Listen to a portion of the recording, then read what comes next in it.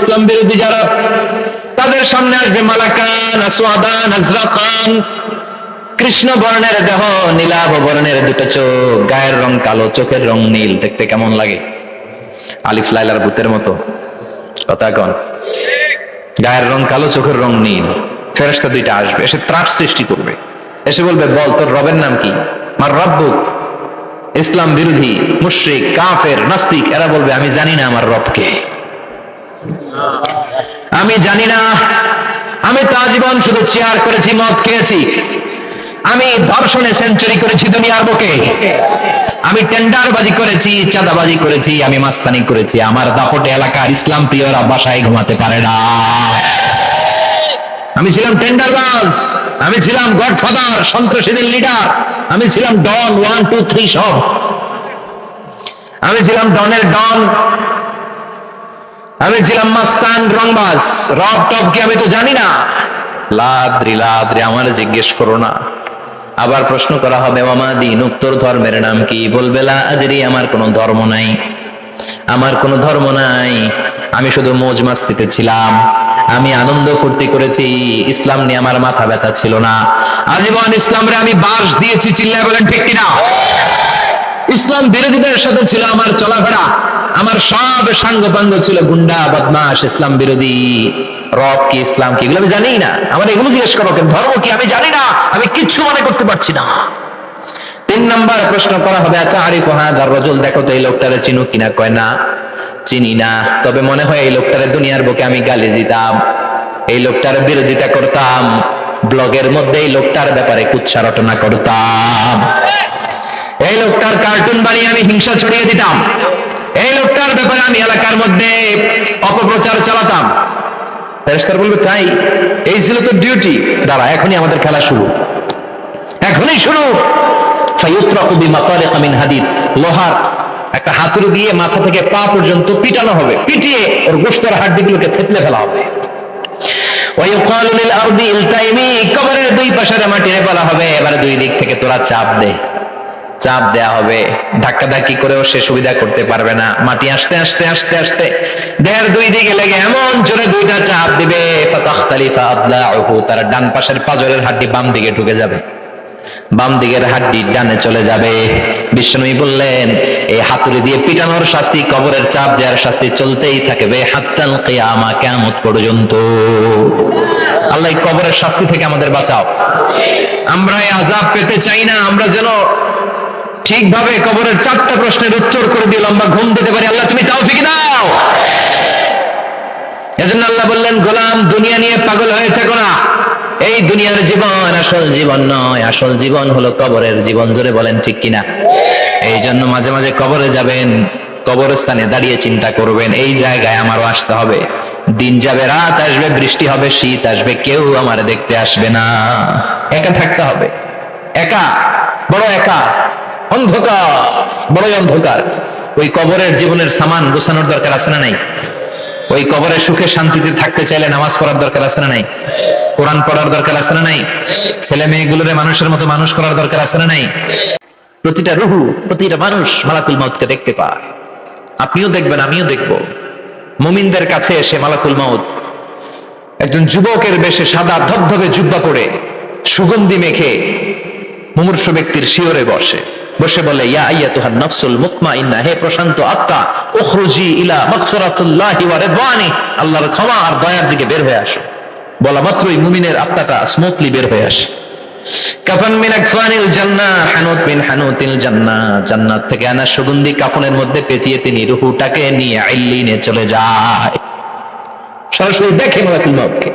আর যারা ইসলাম বিরোধী, কোরআন বিরোধী, তাদের সামনে এসে মালাকুল মউত ত্রাস সৃষ্টি করে। আগে ধমক। হাইওয়েতে মাঝে মাঝে ডাকাতি হয় না? বাসগুলোর মধ্যে যখন ডাকাতি হয়, বাসে থাকে 50 জন, ডাকাত ঢুকে 5 জন, এই 5 জনের ভয়ে সবগুলো পেশাব করে দেয়, কারণ ত্রাস সৃষ্টি করে। এসেই চাইনিজ কুড়াল দিয়ে আগে কুবায় দেয় 4-5 জনের। রক্ত দেখে কি দেওয়ার সব আগে রেডি করে রাখে। মালাকুল মউত এসে কাফের নাস্তিক মুশরিকদের সামনে সেরকম একটা ত্রাস সৃষ্টি করে, ভয়ে লোকটা কাঁপতে থাকে। ওর কাছে ভদ্র ভাষায় কথা বলে না, সুন্দর জামা পরে আসে না, কালো কুচকুচে চেহারা, ভয়ঙ্কর একটা রূপ নিয়ে, আকৃতি নিয়ে ইসলাম বিরোধীদের মাথার সামনে আসে দুর্গন্ধযুক্ত চেহারার দেহ নিয়ে, ধমক দিয়ে বলে, ও পাপাত্তা, ইয়া আইয়াতুহান নাফসুল খাবিসা উখরুজি ইলা গাদাবিল্লাহ, হে পাপাত্তা, আল্লাহর রাগ, ক্রোধ আর গজবের দিকে বের হয়ে আয়। মুমিনের আত্মা বলার সাথে সাথে যেমনি মুমিনের দেহ থেকে বের হয়ে জান্নাতি কাফনের ভেতরে ঢুকে, কাফেরদের আত্মাও কি এরকম তাড়াতাড়ি বেরোতে চায় নাকি?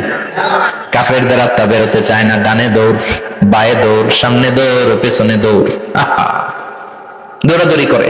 মালাকুল মাউত থেকে টেনে হিচড়ে একটা জীবিত ছাগলকে জবাই না করে তার চামড়া উল্টার দিকে টেনে হিচড়ে বের করলে ছাগলটা যত কষ্ট পায়, এর চেয়ে কমসে কম 70 গুণ বেশি কষ্ট দিয়ে কাফের মুশরিক আর গাদ্দারদের রূহ কবজ করা হয়।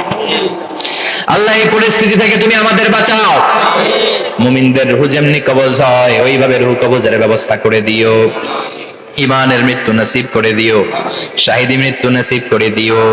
আমাকে শহীদ করে সেই মিছিলে শামিল করে নিও, যে মিছিলের নেতা মীর হামজা খোবায়েবে খাব্বাব, আল্লাহর কাছে ছিল অতি প্রিয়, শামিল করে নিও।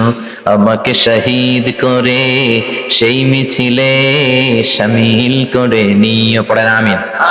আর জোরে পড়েন আমিন। তার মানে বিমান দুর্ঘটনায় হোক, কিংবা লঞ্চ ডুবিতে হোক, কিংবা আগুনে পড়ে হোক, কিংবা আত্মঘাতী হামলায় হোক, যে যেখানেই মারা যায়, কবরের 3টা প্রশ্ন তার জন্য আছে না নাই? ইসলাম বিরোধীদের জন্য প্রশ্ন 3টা, আপনারা যারা মুমিন তাদের জন্য 4টা, আপনাদের জন্য একটা বেশি। আলহামদুলিল্লাহ কোন? কবরে এসে প্রথম প্রশ্ন করবে, মুনকার নাকির যখন চলে আসবে, 40 কদম যখন আত্মীয় স্বজনরা লাশটাকে কবরের মধ্যে দিয়ে 40 কদম চলে যায়, তখনই ফেরেশতা চলে আসে। আহা, শেষ, সব শেষ। এসে পরীক্ষা শুরু। মার রব্বুক, তোর রবের নাম কি? চিল্লায় বলেন, আমাদের রবের নাম কি? আমরা বলবো রব্বি আল্লাহ, আল্লাহ আমারে রব। দমে দমে তনু মনে তারি অনুভব। পড়েন, আল্লাহ আমারে রব। তোমার দুনিয়াতে আমি যেদিকে তাকাই, অথই নিয়ামতে ডুবে আছি সবাই। পাখপাখালির গানে শুনি তাসবিহ কল রব, তাসবিহ কল রব, আল্লাহ আমারে রব। প্রথম প্রশ্ন, তোমার রব কে? আমরা বলবো আমাদের রব আল্লাহ। দ্বিতীয় প্রশ্ন, ওমা দীনুক, তোমার ধর্মের নাম কি? আমরা কি বলবো? তৃতীয় প্রশ্ন, বিশ্বনবীর চেহারা দেখিয়ে বলা হবে আতারিফু হাদার রাজুল, এই লোকটারে চিনো নাকি? আমরা বলবো চিনি, আমাদের প্রাণের নবী, ঠিক কি না? চাঁদের চেয়ে সুন্দর তুমি নবী আমার কামলিওয়ালা, দু জাহানের বাদশাহ তুমি প্যারা নবী সাল্লে আলা, চাঁদের চেয়ে সুন্দর তুমি নবী আমার কামলিওয়ালা, ঠিক কি না? 3টা প্রশ্নের যথাযথ উত্তর যখন দিয়ে দিলেন, আপনার জন্য অতিরিক্ত আরেকটা প্রশ্ন করা হবে, ওয়ামা ইলমুক, তোমার নলেজ কি? 3টা প্রশ্নের উত্তর যে তুমি করতে পারলা, কিভাবে পারলা, কেমনে জানলা? নকল করে বলছো নাকি জেনে বুঝে আসছো? নকল হয় না? এখন তো পরীক্ষা চলতেছে বোধহয়। কি পরীক্ষা? এসএসসি পরীক্ষা। নকল হয়? কৃষ্ণপুরে নকল নাই না? এখন মনে হয় এগুলো একটু কমছে। একটা সময় ছিল অনেক নকল হইতো। পাঞ্জাবের ভিতরে নকল, পকেটে নকল, টুপির ভিতরে নকল, মৌজার ভিতরেও নকল। এমনকি মেয়েরাও নকল করে পরীক্ষার হলে আসে না নাই? স্কেলের মধ্যে লিখে নিয়ে যায়, হাতের মধ্যে লিখে নিয়ে যায়, ওড়নায় লিখে নিয়ে যায়, কাপড়ে লিখে নিয়ে যায়, আসে না নাই? ফেরেশতারা বলবে নকল করছো নাকি? কেমনে জানলা? 3টা প্রশ্নের উত্তর তুমি কেমনে বললা? আল্লাহ তোমার রব, ইসলাম তোমার ধর্ম, এই লোকটা বিশ্বনবী, কেমনে চিনলা? আপনাকে তখন বলতে হবে আমি কোরআন থেকে শিখেছি, আমি হাদিস থেকে শিখেছি, আমি ইসলাম জেনে বুঝে মেনেছি, আমি আন্দাজে কোথাও ঘুরি নাই। চিল্লা এখন ঠিক কিনা? আপনাকে বলতে হবে। এজন্য শিখতে হবে, প্রতিনিয়ত ইসলাম সম্পর্কে জানতে হবে, আখের গোছাতে হবে, জীবনটাকে আলোকিত করতে হবে। চিল্লায় বলেন ঠিক কিনা? 4টা প্রশ্নই যখন হয়ে গেল, ফেরেশতারা বলবে আহলান ওয়া সাহলান ওয়া মারহাবান বিক, খোশামদেদ, কংগ্রাচুলেশন, খোশামদেদ, কংগ্রাচুলেশন। সব প্রশ্নের উত্তর তুমি পেরেছো।